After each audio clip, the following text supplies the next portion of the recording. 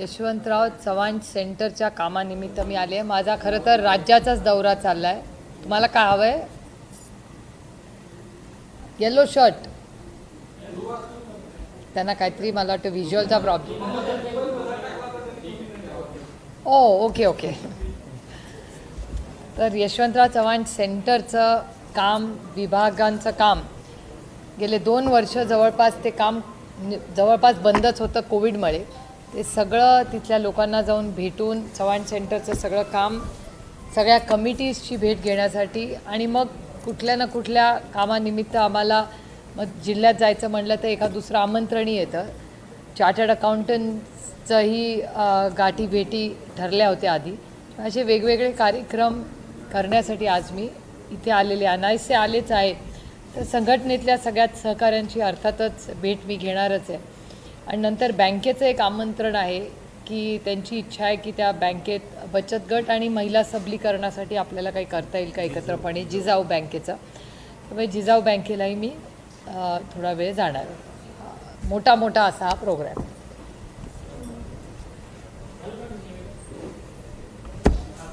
Floor is open. विचारा.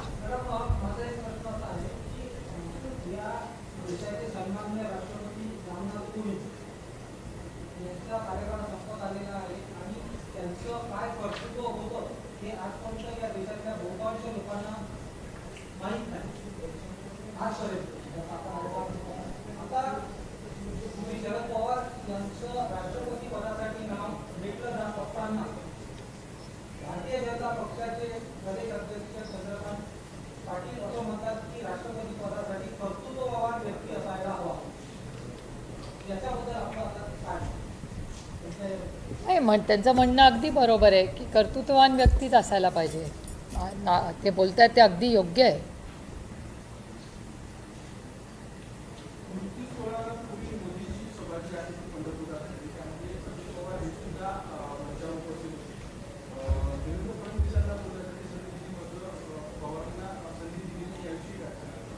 दिली नाही. दादा पालकमंत्री आणि प्राईम मिनिस्टरचा प्रोटोकॉल दादाला असतो.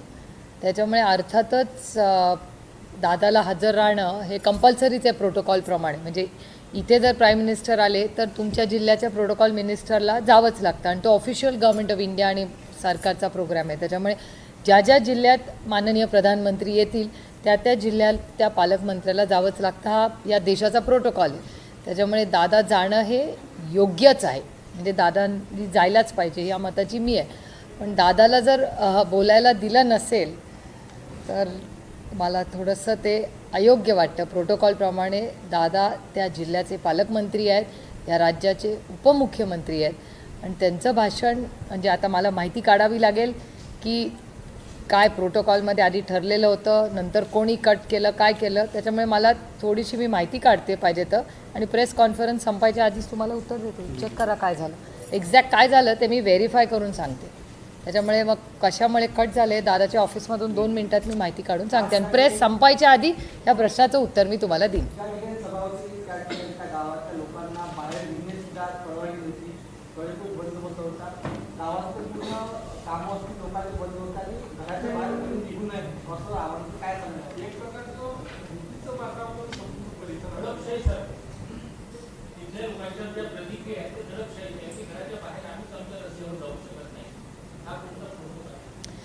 मला असं वाटतं की ह्याची आपण सगळ्यांनीच माहिती घेतली पाहिजे. कारण प्रधानमंत्र्यांची सुरक्षितता अर्थातच हा या देशाचा कुठल्याही विचाराचा प्रधानमंत्री असले तर ते आपल्या भारताचे प्रधानमंत्री आहेत आणि त्यांच्या सुरक्षितते किंवा कुठलाही व्यक्तीच्या मग गव्हर्नर साहेब, मुख्यमंत्री असतील, ह्याचे जे प्रोटोकॉल्स असतात ते फॉलो केलेच पाहिजे. कारण का त्यांची सुरक्षितता ही खूप महत्त्वाची आहे. पण एवढी कडक का केली होती हे बघायला लागेल. कारण मी खरं तर पहिल्यांदाच हे ऐकते की इतक्या टोकाची लाईन घेतली आहे. त्याच्यामुळे तिथल्या पोलिसांची किंवा केंद्र सरकारने का एवढी केली. कारण साधारण प्रधानमंत्र्यांचा जो प्रोटोकॉल असतो तो दिल्लीच्या होम मिनिस्ट्रीमधून येतो. त्याच्यामुळे त्याची माहिती घ्यावी लागेल.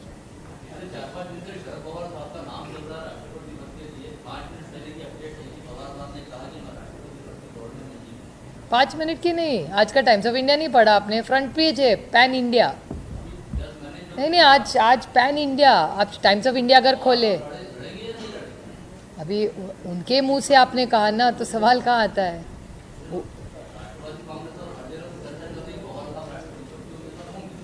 राष्ट्रवादी का कोई बोला आपको? किसने?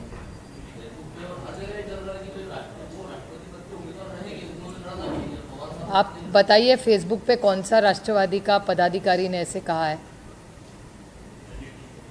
मैं प्लीज़ बता दीजिए। और मैं टाइम्स ऑफ इंडिया का आज का नेशनल एडिशन जो है, कश्मीर टू कन्याकुमारी एडिशन का फ्रंट पेज भी आपको शेयर करूंगी, शायद होगा भी यहाँ।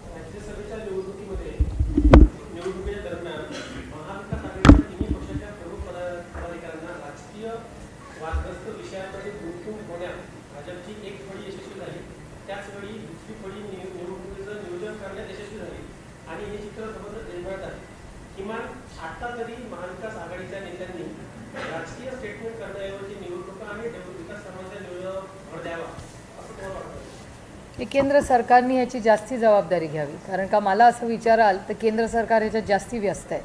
केंद्र सरकारने LICचे जे भाव पडलेत ना, आता 900 रुपयाला LICचा शेअर विकला, तो 660 रुपयाला आहे.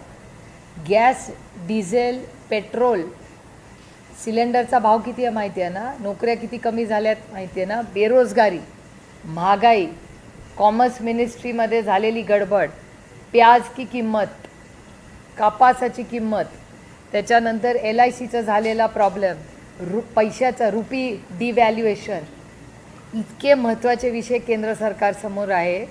हे असताना केंद्र सरकारने या देशाच्या सर्वसामान्य जनतेच्या प्रश्नावर जास्ती लक्ष द्यावं. ये ऐसी इलेक्शंस होतील जातील, ये जब भूख लगती है ना तो आंकड़े और नंबर्स नहीं लगते, तब धान लगता है.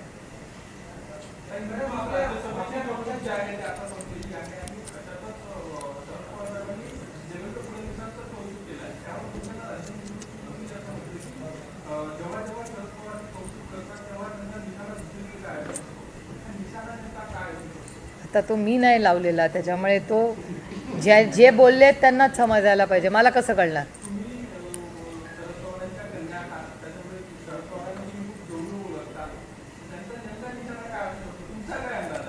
मी नाही एवढा अंदाज लावत, मला माझ्या मतदारसंघात इतकी कामं असतात आणि आता मला LICची चिंता जास्त आहे. मी एवढं सुपर ॲनालाइज नाही करत काही गोष्टी.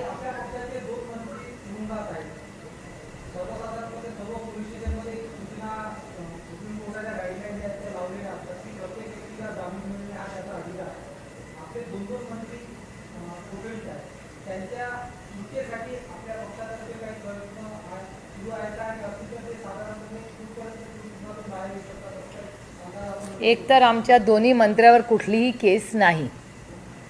जेव्हा आरोप झाला, एक एक मंत्र्याची विषय घेऊया आधी. माननीय अनिल देशमुख साहेबांवर जेव्हा आरोप झाला तो 100 कोटी रुपयाचा झाला पहिल्यांदा.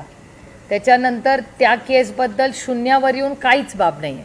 आता दुसरा भलताच काहीतरी विषय घेतला आणि त्याच्यावर 1 कोटी रुपयाचा, म्हणजे 100 कोटी ज्याच्यावर केली त्याच्यावर केसच नाही आहे त्याच्यावर.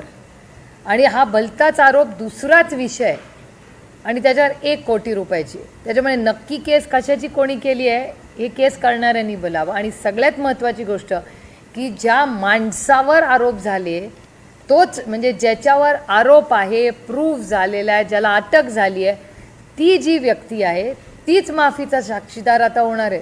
हा कुठला कायदा? आणि ज्या माणसावर काहीच, आणि दुसरी सगळ्यात महत्त्वाची गोष्ट म्हणजे ज्याच्यात वर्ल्ड रेकॉर्ड विक्रम या केंद्र सरकारने केलेला आहे, तो म्हणजे देशमुख फॅमिलीवर 109 वेळा रेड झालेले आहेत.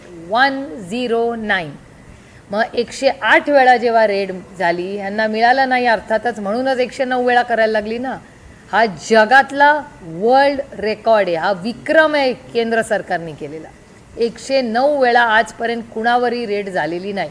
109 वेळा कधी? तुम्ही परीक्षेला केव्हा बसता तेव्हा नापास होता म्हणूनच परत परत बसायला लागतं ना. मग 108 वेळा तुम्हाला यांच्या घरात काही मिळालं नाही म्हणून 109 वेळा करायला लागली ना. कुठला न्याय? एक मिनटं, पूर्ण नाही झालं आहे. हा पहिलाच मंत्र्याचं झालेलं आहे, हे दुसरा मंत्री, हे देशमुख साहेबांचं झालं. हा किती देशमुख साहेबांवर अन्याय, पॉईंट नंबर 1. नंतर त्यांना शोल्डरचा पेन आहे, त्याच्यासाठी डॉक्टरची परवानगी मागितली, काही मिळाली नाही. हा आमच्यावर पूर्णपणे झालेला अन्याय, हा पहिला मुद्दा. दुसरा, फर्जीवाडा आमचे नवाबबाईंनी फर्जीवाडा हा शब्द या देशाला दाखवला आणि तो प्रूव्हही झाला.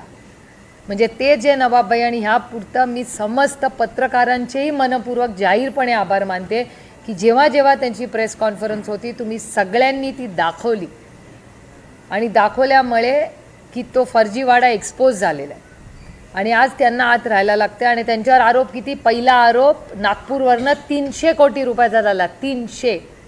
त्याचा कुठेच एक शब्द आता नाही आहे. त्यानंतर 55 लाख रुपयाचा झाला आणि करेक्शन करण्यात आलं की तो टायपो एरर आहे, 55 नाही आहे ते 5 लाख आहे. 5 लाख रुपयाच्या आरोपासाठी ती व्यक्ती नाही आहे, त्या व्यक्तीचे नातेवाईक नाही आहेत, ती जे कोणाच्यावर आरोप झाला आहे ते जिवंत नाही आहे. कुठल्याही आठवणीवर आहे की 20 वर्षापूर्वी मी हे पाहिलं आहे 2:30 वाजता. तुम्हाला मागच्या आठवड्यात 2:30 वाजता केलं आहे काय आठवतं आहे का हो? हे 20 वर्षापूर्वीचं सांगतात आपल्याला. आणि इट्स ऑल म्हणजे मी बघितलेलं कुठलाही एव्हिडन्स नाही आहे त्यांच्या विरोधात, कुठलाही नाही. आणि त्यांना आत ठेवलं आहे. मला एक सांगा, ते दोघंही कॉन्व्हिक्ट्स नाही आहेत, अंडर ट्रायल, त्यांच्यावर खोटे आरोप झालेत, त्यांना मतदानाचा अधिकार नाही आहे. या इलेक्शनला त्यांना मतदान करू दिलं नाही. हा कुठला आमच्यावर किती अन्याय करावा माणसाने.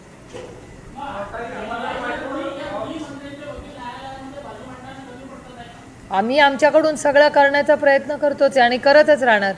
लढेंगे और एक दिन जीतेंगे. आणि ज्या दिवशी बाहेर येतील ना तेव्हा त्यांना क्लीन चिट मिळेल. व्हिडिओ रेकॉर्डिंग करून ठेवा. आम्ही नाशिकला पण बोलले होते, क्लीन चिटनी येतील बाहेर ते.